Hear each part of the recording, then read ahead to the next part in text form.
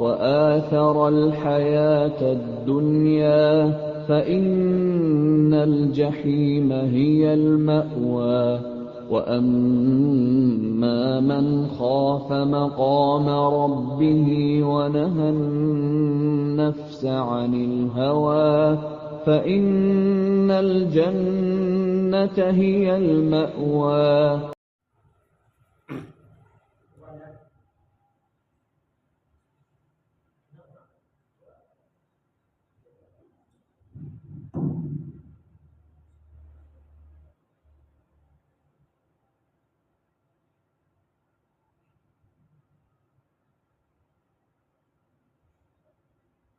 الله أكبر الله أكبر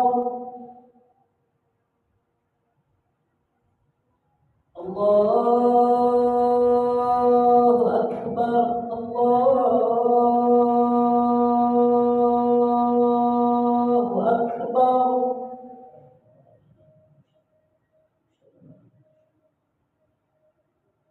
أشهد أن لا إله إلا الله.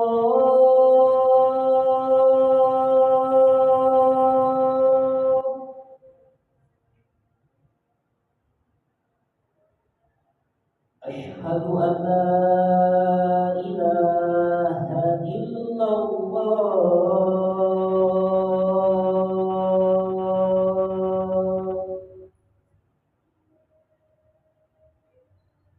أشهد أن محمدا رسول الله.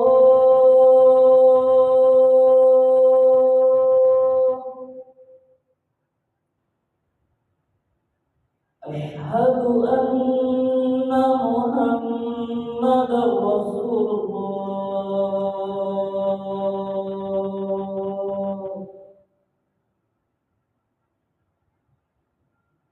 حي على الصلاة.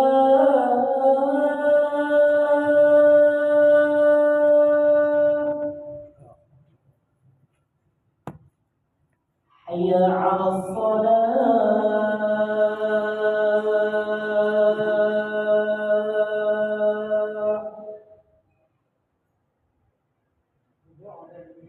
حي على الفلاح.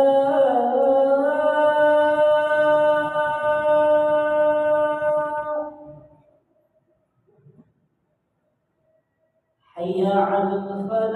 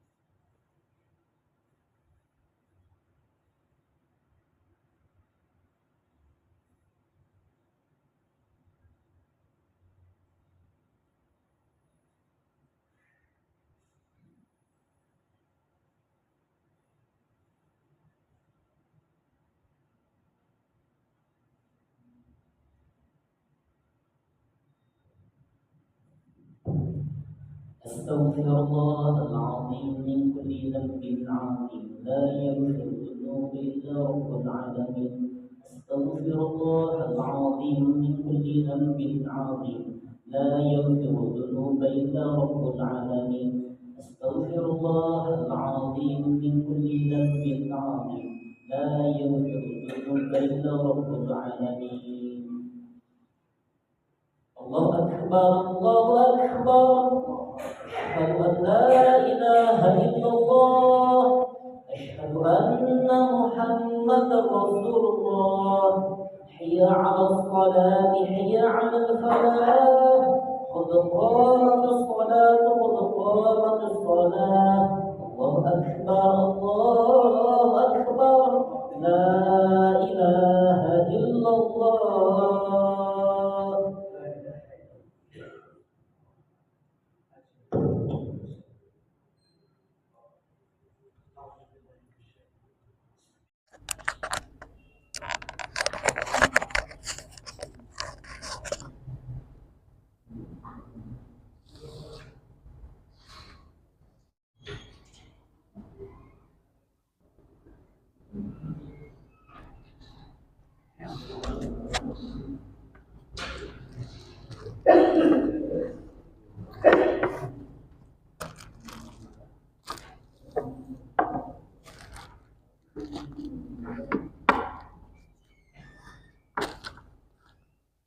sallallahu alaihi wasallam wa ahli baitil kiram summa sahabah wal qarabah summa ila arwahi jamil awliya'i was salihin wal muslimina wal muslimat wal mu'minina wal mu'minat al ahya'i minhum wal amwat khususan ila arwahi kutubil ulum Abi Hamid Muhammad ibn Muhammad al-Ghazali summa ila arwahi kutubil ahwal Abi Yazid al-Bustami summa ila arwahi Syekh kutubil maqam Syekh Abdul Qadir Jilani summa ila arwahi Syekh Muhammad ibn Abdul Karim As-Saman al-Madani ثم إلى روح خليفته شيخنا وجدنا ومولانا محمد أرشد بن عبد الله بن بيان ثم إلى روح الشيخ عبد الصمد البلمباني ثم إلى روح أستاذنا أحمد فهمي جمزم ثم إلى أرواح والدنا ومشايخنا وأصولهم وفروعهم بأن الله يتغشم برحمة والمغفرة ويؤلي درجاتهم في الجنة وينفعنا ويعيد علينا وعلى والدنا وعلى أهل بلدتنا أجمعين من بركاتهم وأنوارهم وأسرارهم وعلومهم ونفحاتهم وخصوصياتهم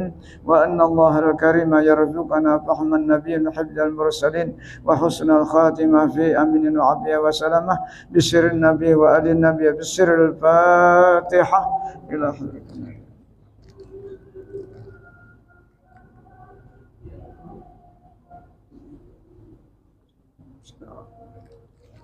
إياك نعبد وإياك نستعين اهدنا الصراط الذين أنعمت عليهم غير المغضوب عليهم ولا الضالين. أعوذ بالله من الشيطان الرجيم. بسم الله الرحمن الرحيم. فصل في بيان جواز إظهار الطاعة لأجل اقتداء الناس وترغيبهم وجواز كتمان الذنوب. Ini suatu pasal pada menyatakan harus menjahirkan segala ibadat supaya diikuti oleh manusia dan supaya menggemarkan akan manusia di dalam berbuat taat itu, dan menyatakan harus menyembunyikan dosanya jika ia terkena berbuat dosa itu.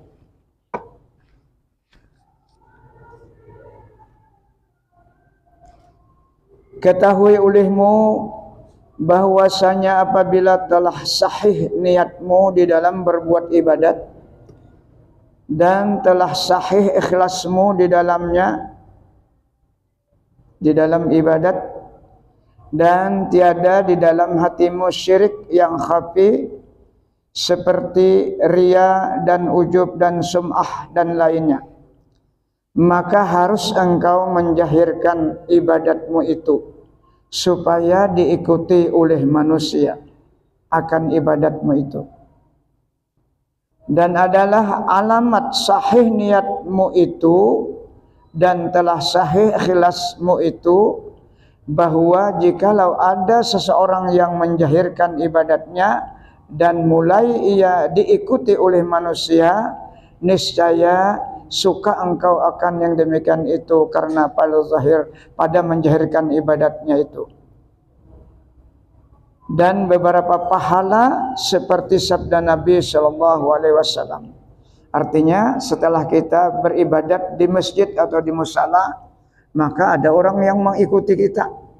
Nah, mereka itu menunjukkan bahwa sudah berarti niatnya lurus dan ikhlasnya juga mengikuti niatnya. Nah, bagaimana kita bisa seperti itu? Maka kita membiasakan ibadah sunat itu di dalam rumah. Nah, dan itu sesuai dengan sunnahnya Rasul. Perbanyak sembahyang sunat di rumah, perbanyak berzikir di rumah, perbanyak baca Quran di rumah. Kalau sudah terbiasa, insya Allah dimanapun kita beribadat dilihat manusia, insya Allah ada apa lagi, karena memang sudah terbiasa. Itu ujar Rasulullah apa? Abdalus salah fil bait. Salatu apa? Abdalus satul mar'i fil bait illal maktubah. Salat sunat, ibadah sunat itu paling abdal di rumah, terkecuali sembahyang wajib. Kalau wajib kan karena syiar. Oleh karena itu, kalau kita sudah terbiasa di rumah, seperti kita sembahyang di rumah habis maghrib sampai isya itu salat sunat misalnya, dan itu yang dicontohkan oleh Rasulullah. Rasulullah itu salat sunat banyaklah sampai waktu isya. Itu yang dilakukan Rasulullah. Tapi pada saat Rasulullah salat sunat itu, kadang-kadang sahabatnya ada datang bahajat, datanglah. Nah, itu rasanya di jilid 2 Syarh Salikin diceritakanlah. Datang bahajat, maka ketika datang bahajat Rasulullah sedang salat sunat, maka beliau mempercepat salatnya, meringankan salatnya untuk menghadapi tamunya.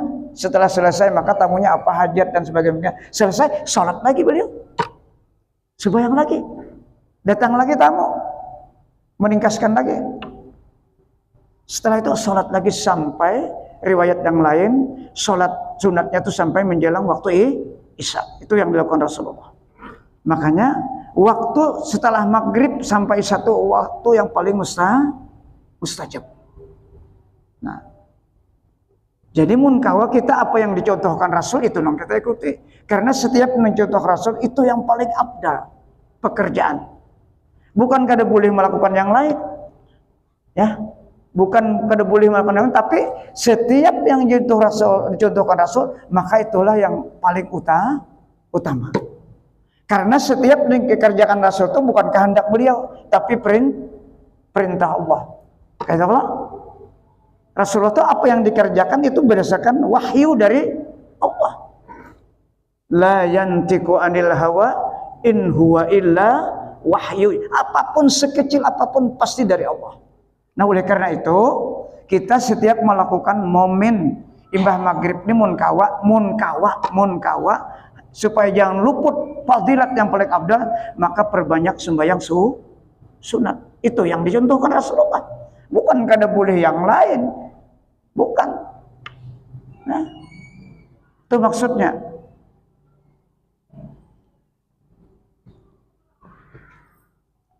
Jadi bagaimana kita sholat sunat itu bisa sampai isya?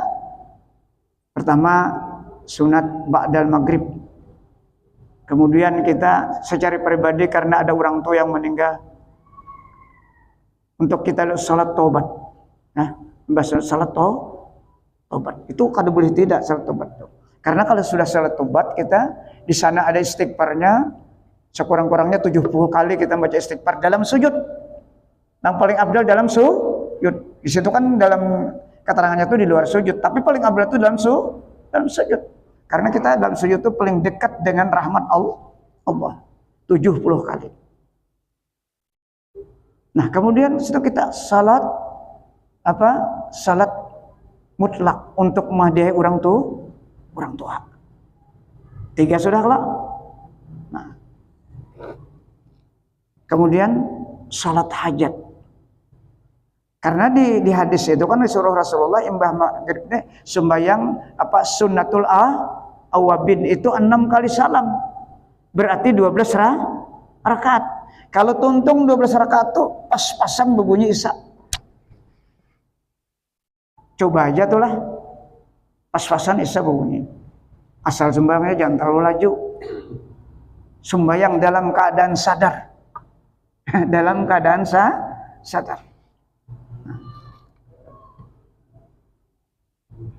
Itu sembahyang sunatul awabid, sembahyang tobat melulu itulah. Sembahyang kembali kepada Allah.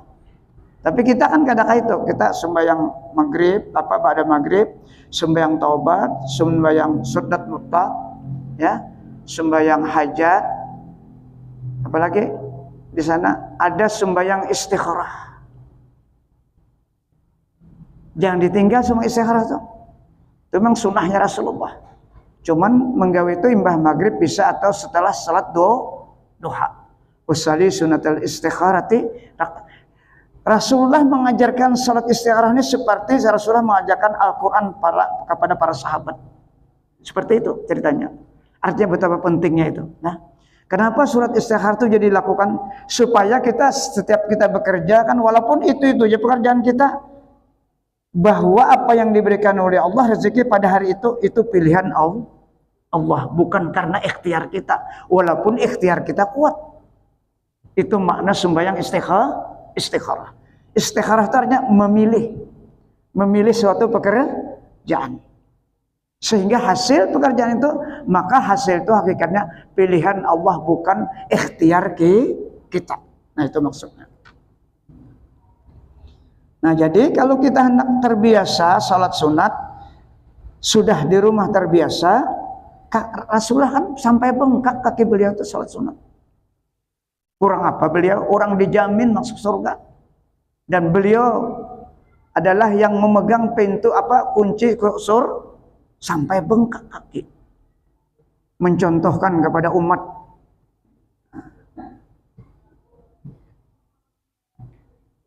Karena apa ya Rasulullah?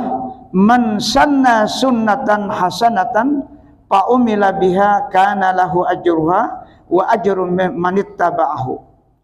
Artinya barang siapa menjalani akan jalan kebajikan lalu diamalkan oleh orang lain dengan dia amal itu, maka adalah baginya pahalanya dan pahala orang yang mengikut akan dia atas beramal seperti amalnya itu. Jadinya amalnya sendiri dapat dan orang mengamal ketujuh juga dapat. Karena memberikan contoh yang baik.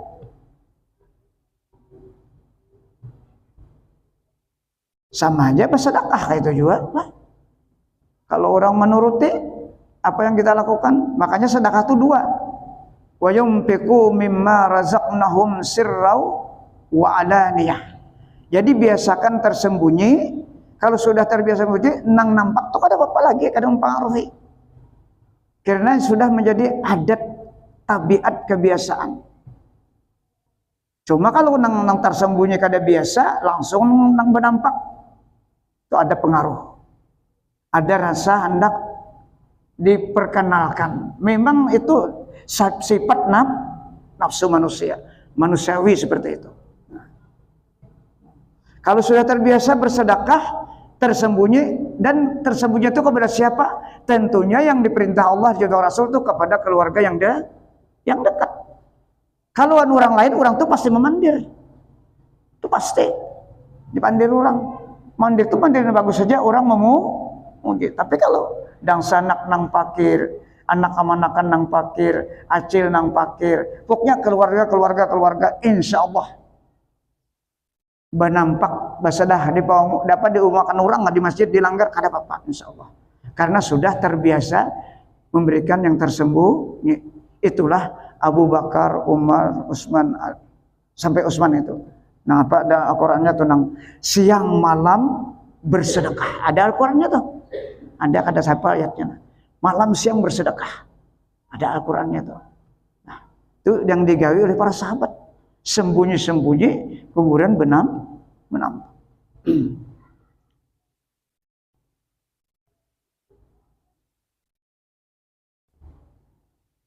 Dan sugianya bagi orang yang menjahirkan akan amalnya itu, bahwa ia ikhlas sekira-kira bersamaan zahirnya dan batinnya. Seperti kata Sayyidina Umar radhiyallahu anhu bagi seorang laki-laki, alaika bi'amalil alaniyah Qala wa ma jalika ya amiral mu'minin? Qala ma ija uttuli alaihi la yastahyi minhu.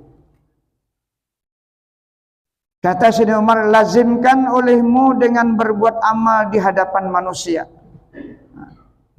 Sayyidina Umar menyuruh seperti itu. Lazimkan, biasakan. Maka kata laki-laki itu bagi Sayyidina Umar radhiyallahu anhu, dan apa sebab yang demikian itu, hai Amiril Mukminin? Nah, jadi tentang sahabatnya ini jadi kayak itu Sayyidina Umar disuruh beramal di hadapan manusia. Maka kata Sayyidina Umar radhiyallahu anhu, yaitu sekira-kira seseorang berbuat amal yang apabila dilihat oleh manusia atasnya, niscaya tiada malu ia daripadanya amalnya itu. Kalaunya malu berarti masih ada rasaan seorang beramal. Kalau kita tuh rasa malu masih, berarti kita masih terkait amal kita tuh dengan manusia. Ya, belum jadi lagi tuh. Belum menjadi tabiat. Tapi kalau pemulaan memang seperti itu. Ada kau menghindar kita. Pasti seperti itu kalau hanyar-hanyar.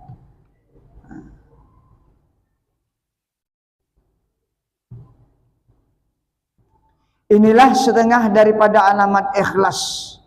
Karena beramal sebab malu kepada manusia itu barangkali ada riya. Karena masih hati terkait dengan manusia.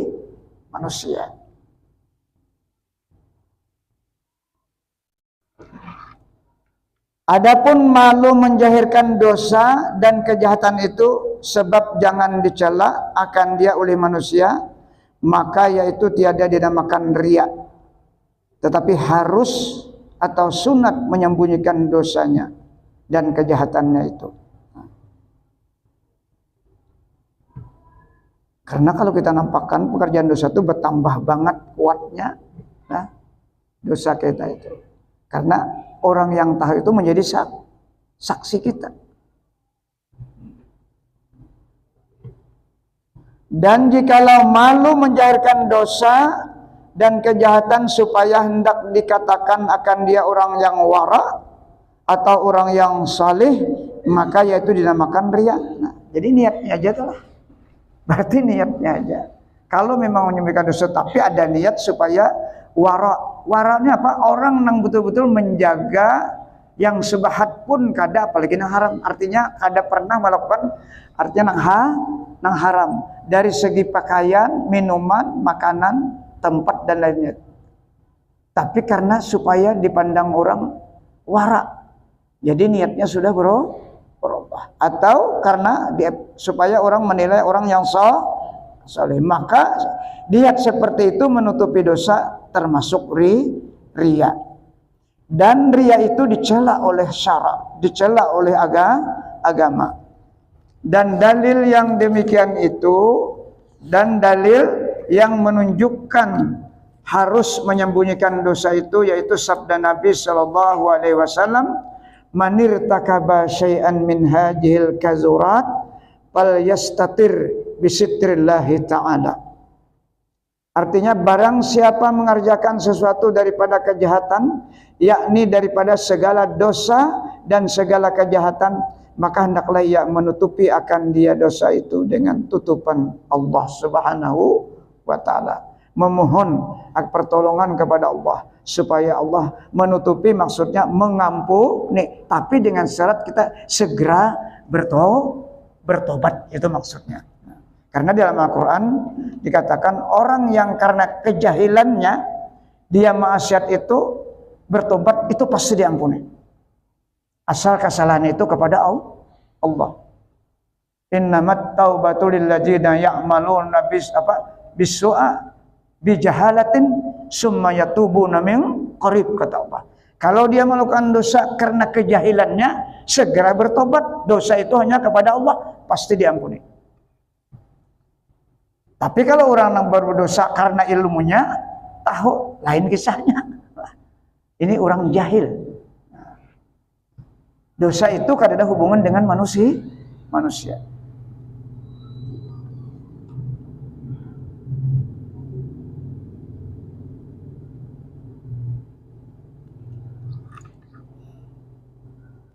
Maka dengan yang demikian mudah-mudahan menutupi Allah Ta'ala akan dia di dalam hari kiamat.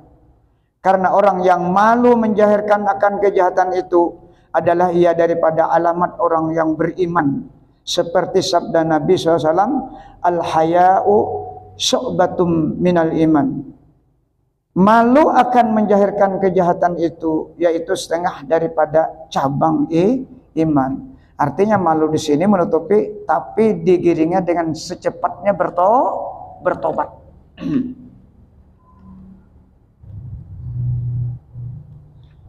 Dan lagi sugianya bagi manusia bahwa benci ia menjahirkan dosa orang lain, dan benci ia menjahirkan kejahatan orang lain itu seperti benci ia menjahirkan akan dosanya dirinya dan kejahatan dirinya itu. Jadi kita jangan coba-coba membuka aib orang lain. Kita tidak senang kalau aib kita dibuka orang. Begitulah maksudnya. Nah. Syahdan, tiada harus meninggalkan ibadat sebab takut akan riya. Seperti kata Fudail ibnu Iyad radhiyallahu ta'ala. Minar riya tarkul amal khaufan minar riya. Wa amalu li ajlin nas fahuwa syirkun. Payam bagi an ta'mala wa tukhlisa. Artinya setengah daripada riya itu yaitu meninggalkan amal karena takut daripada riya. Ini maksudnya amal sunat lah. Munang wajib pada kalau ditinggalkan. Adapun berbuat amal karena manusia maka yaitu dinamakan syirik yang khafi. Tetapi sugianya bahwa diperbuat akan amal itu dan diikhlaskan akan dia amal itu dan ditolakkan akan riya itu. Jadi artinya kita kalau ada gangguan waktu anak ibadat, kita nih anak sembahyang sunat, ada orang lalu hati kita nih ada sedikit, gawe aja dulu. Gawe aja. Jangan kada jadi sembahyang sunat, jangan kada jadi berzikir, gawe aja dulu. Mun kita tinggalkan, berarti kita kalah gangguan itu. Apabila dikerjakan karena manusia, syirik HP jadinya.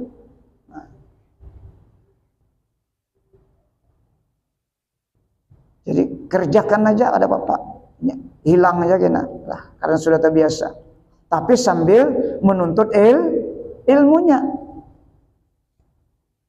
Karena di sini ada kalimat diikhlaskan akan dia amal. Untuk mencari ikhlas itu melalui ilmu. Tetapi jikalau amal ibadat itu ta'aluk dengan makhluk seperti jadi qadhi atau jadi guru dan jadi raja, maka apabila diketahuinya akan yang demikian itu tiada jadi adil, maka wajib atasnya meninggalkan yang demikian itu. Artinya jadi guru kalau kada adil, jadi raja kada adil, jadi pemimpin kada adil, makanya wajib meninggalkan. Nah.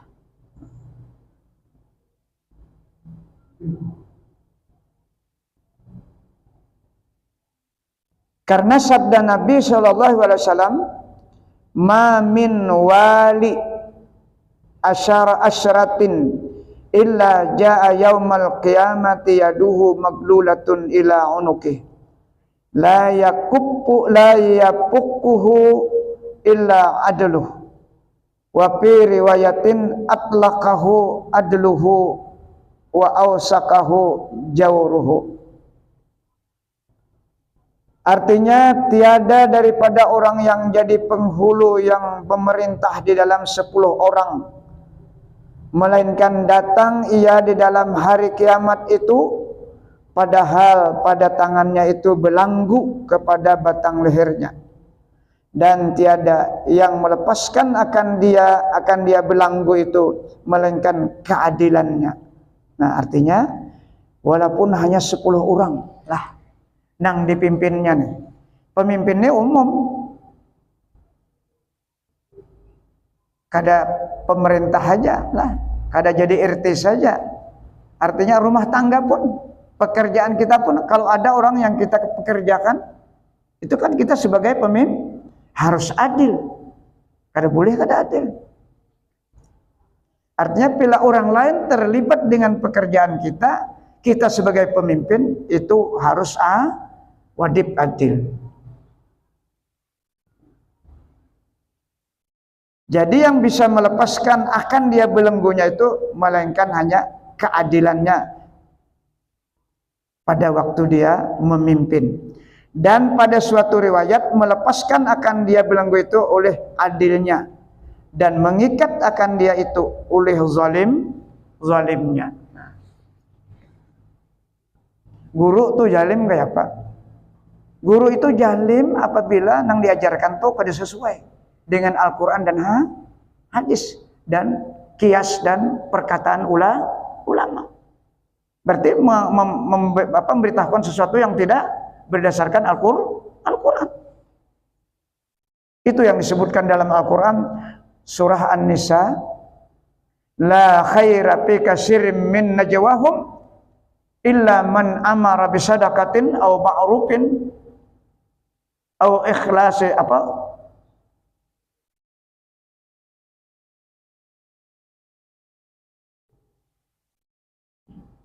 Tidak ada nilai kebaikan orang yang berdakwah itu kalau dalam dakwahnya tidak ada memerintahkan umat ini untuk bersedekah, dan tidak ada menyuruh berbuat baik, dan tidak ada mengislah di antara manusia. Itu Al-Quran lah. Jadi sia-sia yang disampaikan kalau memang nang 3 macam itu kada buat. Makanya sebaiknya tuh kitab tuh lebih aman daripada ceramah umum. Karena ada barangnya, dalilnya yang dibaca.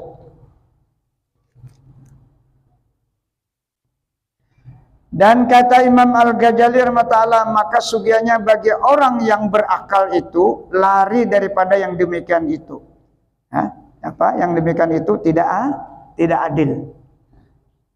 Karena di dalamnya itu sangat ditakuti. Karena yang demikian itu barangkali membawa kepada bersifat dengan kejahatan yang di dalam batin, seperti kasih akan harta dan kasih akan kemegahan dan barang sebagainya, daripada segala sifat yang kejahatan yang di dalam batin. Tetapi jikalau kebanyakan padanya dapat pahala seperti ada ia adil di dalam mendirikan hukum syara, serta lepas ia daripada segala sifat yang kejahatan itu, maka yaitu harus ia jadi qadi atau jadi raja atau jadi penghulu orang atau jadi guru, karena pahala itu amat besar, seperti sabda Nabi sallallahu alaihi wasallam, la yaumun min imamin adilin khairun min ibadatir rajul wahdah sittina aman. Rasulullah bersabda, artinya sungguhnya sehari daripada raja yang adil itu terlebih baik daripada berbuat ibadat seorang laki-laki padahal sendirinya 60 tahun. Nah, itu orang yang adil lah. Ini kalau jadi pemimpin, kalau ini jadi guru, kalau ini jadi raja. Kalau kita di rumah tangga jar Nabi, jadi pemimpin juga wajib adil. Maka Nabi mengatakan orang yang terbaik adalah orang yang terbaik terhadap istri dan anaknya. Khairukum linisa'ih, kata Rasulullah. Orang yang terbaik di antara kamu adalah orang yang paling berbuat baik kepada istri dan keluarganya. Ana khairukum linisa'i, kata Rasulullah. Aku inilah orang yang terbaik terhadap bagi istriku. Artinya keluarga dulu. Orang lain kayaknya bedudi. Ya, banyak kawan-kawan gitu kadang-kadang karena ambungan. Lah, di warung berdatangan dia dibayari orang sebuting ada bawa dia ke rumah anak istri. Ini berarti baik kawan orang lain. Nah, jadi keadilan itu umum, termasuk keluarga kita di rumah tangga, itu yang disebutkan Nabi. Karena orang lain memuji. Kalau anak istri kita kan terus merongrong kita, ya kan? Meminta kayak itu kan. Tapi jar Nabi, orang yang terlebih baik dari takam itu orang-orang yang selalu anak istrinya diperhatikan. Menurut kemampuan.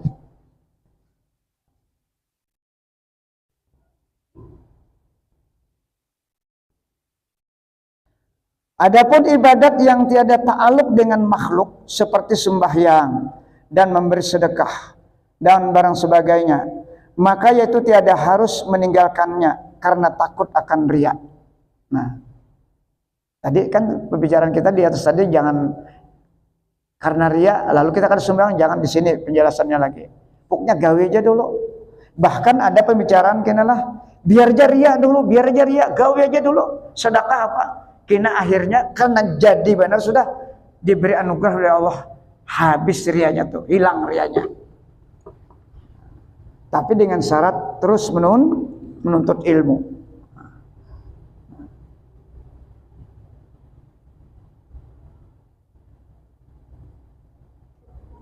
Melainkan apabila tiada hadir sekali-kali di dalamnya niat ibadah dan adalah semata-mata niat riya, maka tiada sah ibadatnya itu. Itu semata-mata niat riya lah.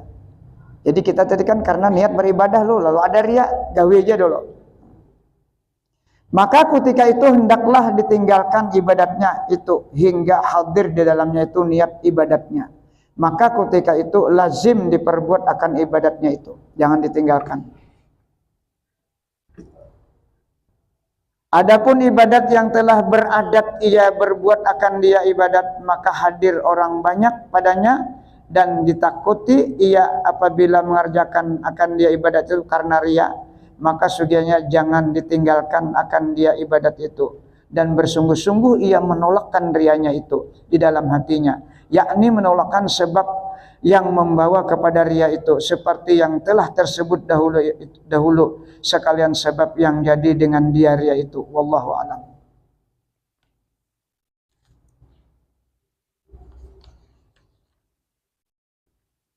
Al-babu tasi fi jamil kibri wal ujub. Bab yang ke-9 pada menyatakan kecelaan takabur dan ujub. Ketahui olehmu bahwasanya takabur yakni membesarkan diri itu yaitu dicela oleh syarak seperti firman Allah, sa'asrifu an ayati alladziina yatakabbaruna fil ardi bighairil haqq. Surah Al-A'raf ayat 46. Artinya, lagi akan aku palingkan daripada mengenal akan dalil yang menunjukkan akan adanya aku akan mereka yang takabur di dalam bumi dengan tiada sebenarnya. Jadi orang yang selalu sombong ini mata hatinya buta, akan dibutakan oleh Allah. Jadi kada tahu dalil, ya, bukti bahwa adanya Allah, adanya tanda-tanda kekuasaan Allah. Itu orang yang senantiasa dalam sifat kehidupannya selalu sombong. Aku palingkan daripada mengenal akan dalil, kata Allah, yang menunjukkan akan adanya aku. Nah, kada pinandu lagi nya, tertutup mata hatinya, tertutup. Itulah Fir'aun, itulah Qarun, itulah Abu Jahal. Dan lagi firman Allah Ta'ala, kadzalika yatba'ullahu ala kulli qalbin mutakabbirin jabbar. Surah Mukmin ayat 35. Artinya seperti yang demikian itu dimatrai oleh Allah atau ditutup oleh Allah Ta'ala atas tiap-tiap hati orang yang mutakabbir, yang gagah, yang merasa kuat.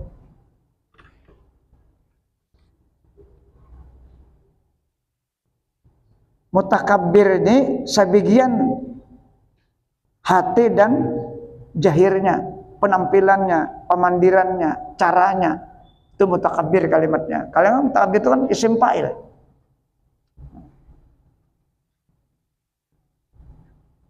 Kalau takabbur itu bersifat saja, hatinya saja. Tapi kalau kalimat mutakabbir ini mulai hatinya, mulai caranya berpandir, mulainya cara berjalan, actionnya semuanya ego. Nah, sampai mobil aja anak buah nong bukakan pintunya. Nah ini mutakabbir maksudnya lah. Karena kalimatnya isim fa'il, manusianya. Ini yang paling berat.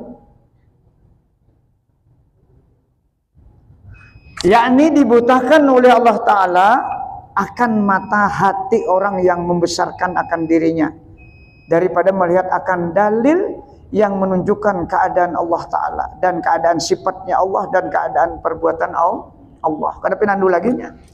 Karena sebagian awaknya sudah dirasuki setan. Itu apa? Jadi itu karena ada pendukungnya. Wa ima orangnya hebat, cerdas, sugih, alim, semuanya kena. Apabila tidak mengenal hakikat, apabila tidak mengenal diri yang sebenarnya.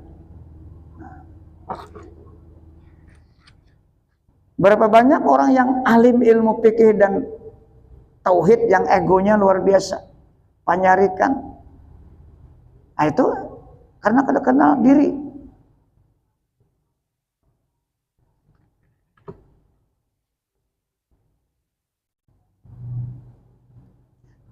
Dan firman Allah dan lagi firman Allah Subhanahu wa taala, wastabtahu wa khaba kullu jabbarin anid, surah Ibrahim ayat 15. Dan menuntut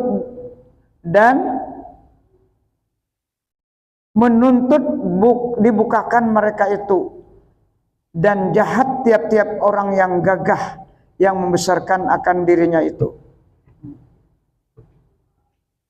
Dan sabda Nabi SAW, la yadkhulul jannata man kana fi qalbihi misqalu dzarratin min khardalin min kibir. Tiada masuk akan surga orang yang ada di dalam hatinya itu setimbang semut yang kecil daripada biji sawi daripada takabur. Nah ini sifat namanya takaburnya, takabur sifatnya aja, hatinya aja. Apalagi nang sebagian tadi nang mutakabbir tadi makanya lah sedikit ya dalam hati ada sifat meremehkan orang lain. Takabur itu kan orang lain dianggap ada apa-apa aja. Apalaginya sama apa ada kesamaan apa keahliannya, pastinya merendahkan orang yang saingannya itu. Itu orang sifat takabur. Dan lagi sabda Nabi SAW di dalam hadis kudusi, qala Allah Ta'ala al-kibriya'u ridai wal azamatu izari faman naza'ani wahidan minhuma alqaituhu fi jahannama wala ubali. Hadis kudusi firman Allah yang dari dengan kalam Rasulullah. Ujar Allah, takabur itu yaitu selendangku. Nah, jadi takabur itu selendang, pakaian selendang. Sifat Allah maksudnya. Dan kebesaran itu kainku. Maka barang siapa menanggalkan akan daku akan salah suatu daripada keduanya itu, pakaian dan selendang maksudnya, niscaya aku jatuhkan akan dia orang yang menanggal merampas sifatku itu di dalam neraka jahanam. Jadi orang yang takabur itu kan artinya mengambil sifat Allah. Dan lagi sabda Nabi SAW, parak sampai adalah yuhsyarul jabbaruna wal mutakabbiruna yaumal qiyamah fi suratiz zarri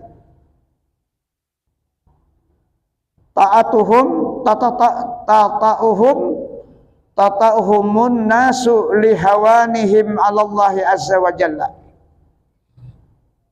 Rasulullah bersabda, dihimpunkan orang yang sombong itu dan orang yang mutakabbir itu di dalam hari kiamat seperti muka semut yang kecil. Nah, jadi kita di akhirat kayak semut. Nah, Di dunia merasa besar, di akhirat kena kayak semut lah. Maka dijajak ibuannya pulang.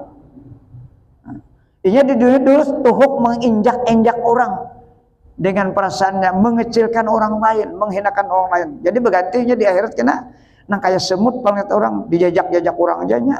Nah, hari kiamat seperti muka semut yang kecil, padahal ya memijakan mereka itu manusia oleh segala manusia karena sangat hina mereka itu atas Allah Subhanahu wa taala. Berganti.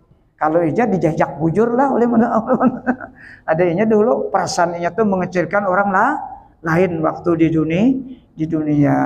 Nah, jadi hati kita yang paling dijaga, jangan sampai orang manusia itu dikecilkan. Jangankan manusia, binatang jangan boleh kita hina.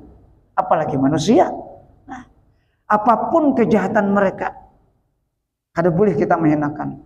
Kita husnudzan, di mana husnudzannya orang jahat tuh insya Allah kena akhir hidupnya mudah-mudahan dia bertobat. Itu husnudzannya. Jangan pernah menyangka orang jahat tuh kada ada ampunnya dari Allah. Jangan seperti itu. Nah, ini kita tarik kepada keluarga kita, anak istri kita, keluarga kita. Kalau ada membuat jahat, kita doakan aja. Kita tetap husnudzan, inya akhirnya pasti aja dapat petunjuk. Buktinya nang membunuh 99 sampai 100 kayak kabarnya. Akhir kehidupannya tetap dia nak kembali kepada Allah. Akhirnya belum sempat beribadat. Hatinya kuat ingin bertobat, kuat ingin kembali kepada Allah, diampuni. Nah, jadi kita melatih husnudzan kepada manusia, kepada keluarga kita, itu paling cepat ma'rifah kita kepada Allah Subhanahu wa taala. Mudah-mudahan apa yang kita baca malam hari ini menjadi ilmu pengetahuan kita, sehingga kita mudah-mudahan Allah memberikan taufik kawam praktikkan dalam kehidupan sehari-hari, menjaga hati kita jangan sampai suudzan kepada manusia dan kepada yang lainnya, apalagi kepada keluarga yang memang tabiat mereka ditakdirkan dalam kehidupannya itu jahat. Nah, kita ini kan juga jahat sama aja ada. Tapi Allah Maha Rahman, Maha Kasih Sayang insya Allah. Kalau masih ada imannya, insya Allah di ujung kehidupannya dapat petunjuk. Mudah-mudahan Allah mengampuni seluruh dosa-dosa kita lahir dan batin, dosa kedua orang tua kita, dosa guru-guru kita, dosa anak-anak istri kita, dan dosa kaum muslimin seluruhnya. Al-Fatihah. Iyyaka na'budu wa iyyaka nasta'in. Amin ya Allah. Bismillahirrahmanirrahim. Allahumma salli ala sayyidina Muhammad wa ala ali sayyidina Muhammad. Allahumma anfa'na bima 'allamtana wa 'allimna ma yanfa'una wa qur rabbi zidna ilma. Allahumma ja'alna ya Allah min ibadikal mukhlasin, min ibadikal syakirin, min ibadikal sabirin, min ibadikal sadiqin, min ibadikal khaifin, min ibadikal wari'in, min ibadikal mutawadi'in, min ibadikal khashiin, min ibadikal zakirin, min ibadikal muqarrabin, min ibadikal salihin, min ibadikal muttaqina bihaqqi hajal majlis birahmatika ya arhamar rahimin. Rabbana atina fid dunya hasanah wa fil akhirati hasanah wa qina azabannar. Walhamdulillahi rabbil alamin.